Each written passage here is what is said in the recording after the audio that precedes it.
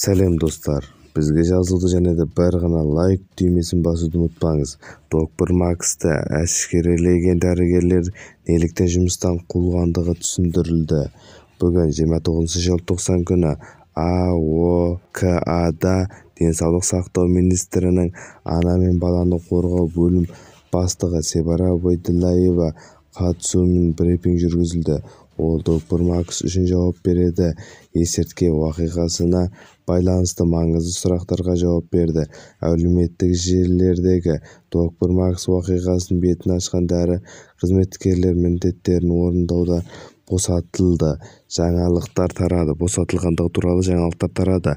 Атап айтқанда, Самарқанд облысы балалар көп тармақты дәрі орталық бас дәрігері профессор Маматқа Азизовты тиісті тұру қызметінен босатылғандығы белгілі болды. Қайыр сау болыңыз, бізге жазылуды ұмытпаңыз.